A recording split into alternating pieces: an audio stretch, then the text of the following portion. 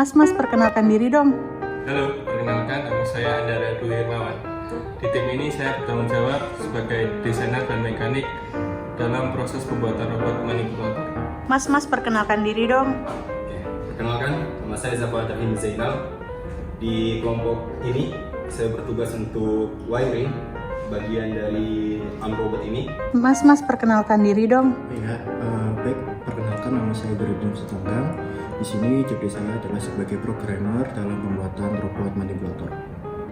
Mbak, perkenalan diri dong. Halo, perkenalkan saya Karisma Dewanti. Job desk saya kali ini adalah menghitung dinamika Tannenberg untuk diimplementasikan pada program Arduino IDE. Untuk desain robot manipulator kita dapatkan di website Thingiverse. Di Thingiverse ini kita mendapatkan sebuah desain robot arm manipulator dengan berbagai part yang kita bisa download. Ada beberapa part yang harus kita modifikasi dan kita buat kembali dengan menggunakan aplikasi Fusion 360. Ada beberapa part yang kita modifikasi. Yang pertama yaitu base-nya sendiri dimodifikasi untuk ditambahkan dudukan servo seperti ini. Setelah itu ada ditambahkan dudukan yang nantinya akan dipasang paling bawah pada robot manipulator untuk menambah beban dari robot manipulator. Setelah itu di atas dudukan terdapat ditambahkan dudukan yang nantinya akan ditempatkan di atas dudukan serta di bawah dari base. Ini akan dipasang di base. Setelah itu kami juga memodifikasi gear, di mana desain awal gear hanya sampai setengah saja. Setelah itu terdapat masalah dalam capit sehingga dilakukan modifikasi menjadi full gear seperti ini. Setelah itu dilakukan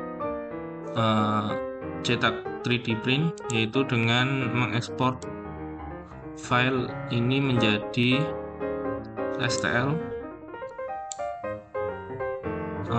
dan kita ekspor. Setelah itu kita cetak dengan Ultimaker Cura.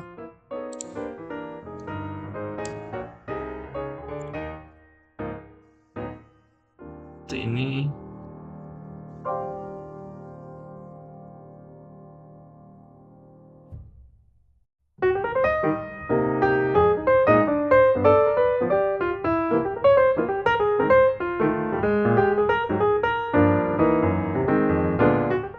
Prosesnya dan nantinya file keycode-nya akan dimasukkan ke SD card yang selanjutnya akan diproses di mesin 3D printing.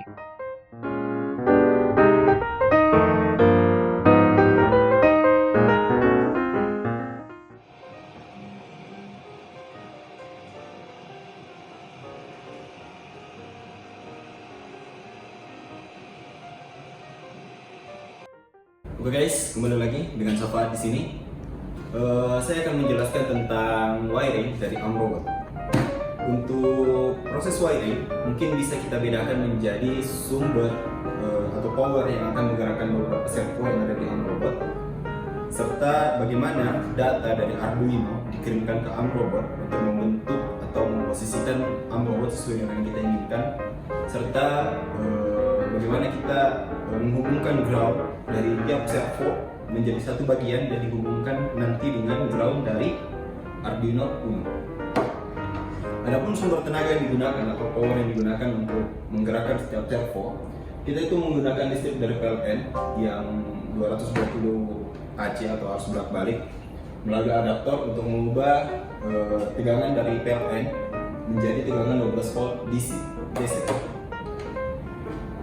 Dari adaptor kita sambungkan ke ini step down karena yang kita butuhkan untuk menggerakkan servo itu hanya 6 volt.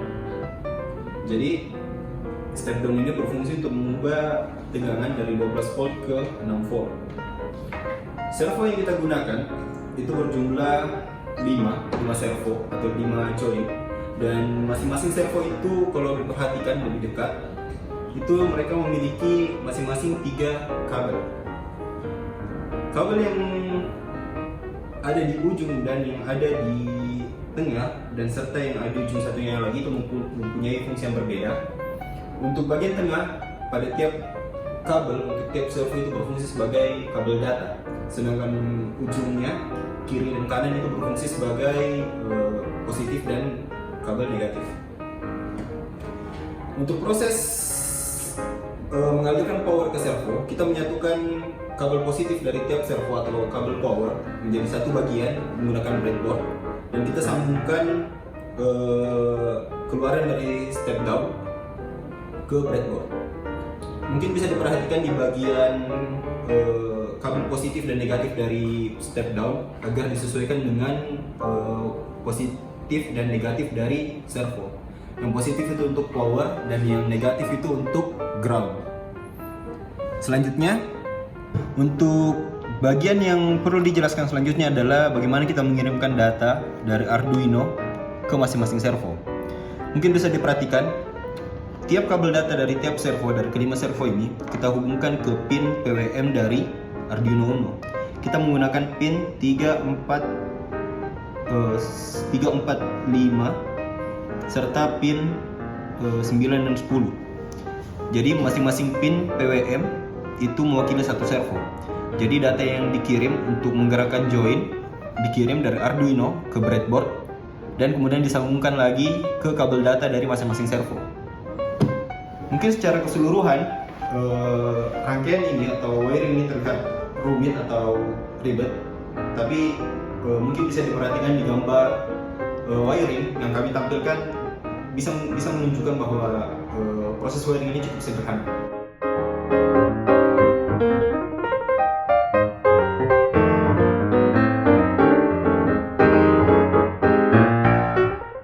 Kali ini saya akan menjelaskan tentang Dynafit-Hartenberg parameter. Dynafit-Hartenberg parameter atau DH parameter adalah metode yang digunakan untuk memodelkan kinematika robot, terutama untuk menentukan posisi dan orientasi setiap bagian atau link pada robot yang relatif terhadap bagian sebelumnya. Metode ini sangat penting untuk pemrograman dan analisis robot dengan beberapa derajat kebebasan atau DOF. Sebelum memulai metode Dynafit-Hartenberg, kita harus mengetahui dulu panjang sumbu dari join to join. Panjang sumbu Z dari join ke join serta posisi X, Y, dan Z terlebih dahulu. Pada robot manipulator yang kami buat ini memiliki 4 link. Panjang link pertama adalah 0, panjang link kedua adalah 16 cm, panjang link ketiga adalah 23 cm, dan panjang link keempat adalah 17 cm. Lalu karena kami sudah menentukan X-nya seluruhnya ke arah kiri, maka selanjutnya kami akan menentukan Y dan Z-nya. Pertama, kami menentukan Z-nya terlebih dahulu. Pada bagian base, Z-nya berada di arah atas, sehingga jika X-nya ke kiri, Z-nya ke atas, maka Y-nya ke arah belakang. Lalu pada link kedua, pada DOF kedua atau join 2, Z-nya ke arah depan dan X-nya ke arah kiri, sehingga Y-nya ke arah atas. Begitupun pada DOF ke-3 dan ke-4. Dan setelah mengetahui nilai X, Y, dan Z-nya, maka kita dapat menentukan nilai alfa. Alfa sendiri adalah sudut yang dibentuk oleh sumbu Z sebelum dan sekarang saat mengelilingi sumbu X saat ini. Pada robot manipulator yang kami buat, pada join 1 itu karena tetap, maka dia memiliki alfa 0 derajat. Lalu pada join 2, karena dia dari atas lalu ke depan, maka memiliki sudut 90 derajat. Nah, karena dari atas ke depan, jadinya arah putarnya ke depan. Maka nilai yang dihasilkan adalah 90 derajat positif. Lalu pada pada dove atau join 3 itu bernilai 0 karena tetap, dan pada join 4 itu juga bernilai 0 karena tetap. Untuk theta sendiri adalah sumbu putar join. Nilai theta berdasarkan pada ketentuan yang telah kami tentukan. Assalamualaikum warahmatullahi wabarakatuh. Di sini kembali lagi dengan saya Grimov, di mana job desk saya adalah sebagai programmer untuk memprogram arm robot manipulatornya. Oke, lanjut ya. Jadi ada dengar gimana gitu. Oke, lanjut aja. Di sini tuh udah ada dua library sebenarnya. Satu dari Arduino sendiri, mana kami ini di sini menggunakan Arduino IDE dengan bahasa C++ dengan menggunakan library servo.h. Ini library untuk menggerakkan servo, dan juga Dynavit bentuk library yang secara manual udah diinputkan di sini di komputer saya, misalnya di laptop saya. Oke, untuk yang pertama ini pastinya kita udah mempelajari tentang Dynavit Hatenburg sendiri, di mana Dynavit Hatenburg ini bisa dibilang untuk konfigurasi dari geometris arm robot kita, dan juga digunakan itulah lebih ke konfigurasi. Dan di sini ada 4 komponen atau 4 parameter, yaitu theta, alpha, r atau a, dan juga d, dimana sudut untuk theta dan alpha itu dalam derajat, dan panjang link dan offset link di sini itu dalam sentimeter. Kemudian untuk selanjutnya adalah matriks dari transformasi DH ini, dimana untuk transformasi ini berupa matriks 4x4 dan difungsikan dalam void compute DH matrix seperti demikian. Sebelumnya sebagai catatan, di sini kan sudutnya masih dalam derajat. Di sini dikonversi dulu menjadi radian. Jadi theta dan alpha yang baru itu didapat nilai berupa radian.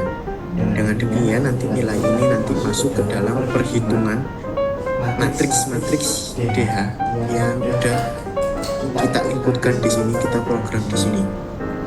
Nah, untuk matriks sendiri itu ya intinya untuk menghitung dan memposisikan atau mengkonfigurasi dan juga mengkomputasi sudut-sudut yang digunakan dalam arm robot manipulator itu sendiri. Kemudian di program kita juga ada setup, tentunya ada setup dulu. Ini kita setup dulu untuk servo 1 hingga 5 itu di pin PWM Arduino, yaitu pin 356, 9, 10 untuk grippernya atau capitnya. Kemudian untuk sebagai awalannya sendiri, ketika arm robot manipulator udah nyala atau udah ada daya yang masuk, itu servo 1 itu 0 derajat, kemudian servo 2, 3, 5 itu juga 0 derajat, sehingga posisinya itu nanti adalah tegak, jadi lurus demikian, jadi lurus atas. Oke, untuk selanjutnya di sini ada 3 fungsi, yaitu void take object, void ready, terus void replace, dan void load. Yang pertama yaitu void take object. Take object sendiri itu untuk mengambil barang. Jadi di sini sebelumnya kita udah memposisikan dulu barangnya di mana. Kita kalkulasi dulu, kita coba dulu sehingga didapat sudutnya demikian. Jadi ketika posisi awal nanti servo 1 harus bergerak 90 derajat dulu ke arah objek yang diinginkan. Kemudian nanti servo 2 juga mengikuti dengan 2, 3, 4, sehingga nanti di servo 5 harapannya adalah dia akan mendekat ke benda, membuka grip, kemudian menutup sehingga bendanya nanti bisa dibilang udah keambil. Mungkin seperti demikian, ini adalah bendanya, ini adalah grippernya. Jadi ketika udah mendekat, kita grip.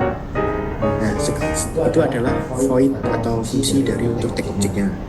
Kemudian untuk void ready sendiri, void ready di sini tuh siap untuk memindah objek. Nah, di sini kita menambahkan void ready karena kita juga udah menghitung beban-beban yang dapat diterima oleh servo sendiri.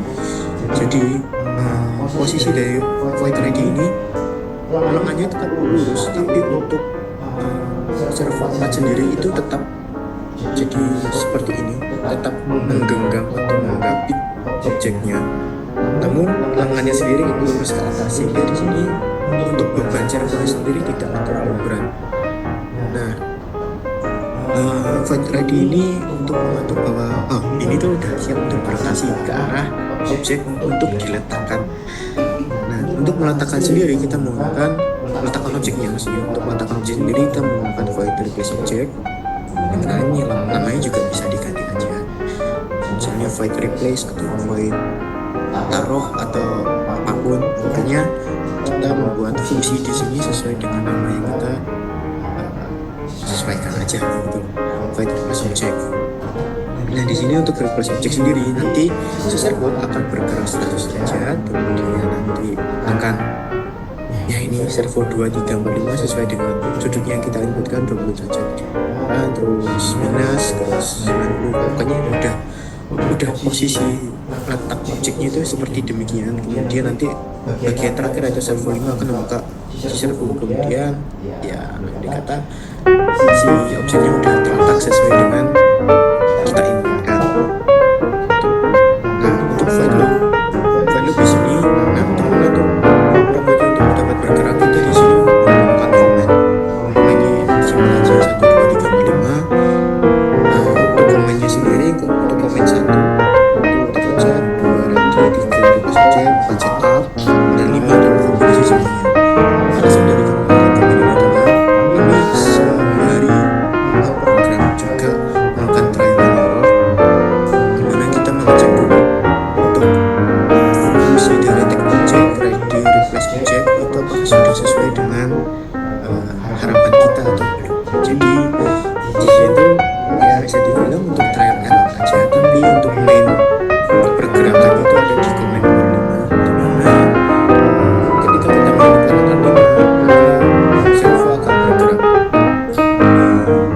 take object, ke posisi take object misalnya setelah 1 detik, kemudian benda akan ready, dan setelah detik masuk lagi ke posisi replace object.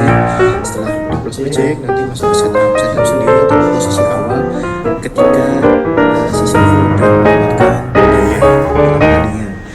Jadi bisa dibilang mungkin menggunakan tangan saya, misal kita nyalakan servo, nanti servonya menyalakan robot kita, kemudian dapatkan daya, maka si servonya akan memposisikan semua jadi tegak ini. Kemudian ketika kita masukkan komen 5 maka take object akan melakukan pengambilan, misalnya terus buka, terus tutup, terus ready, nanti ready balik lagi, dan posisi seperti ini. Karena untuk yang servo keempat kita masih sudutnya masih 90 derajat, jadi seperti demikian.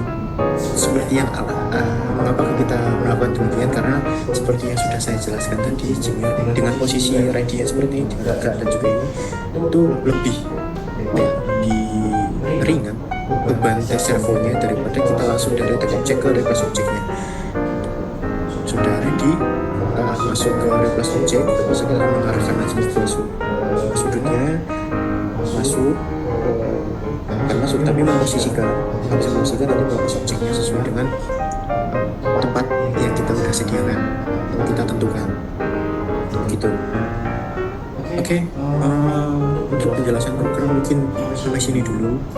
Jadi ini adalah program yang dibuat, udah kami melakukan trial and error juga selama berulang-ulang kali sehingga didapat hasil programnya demikian.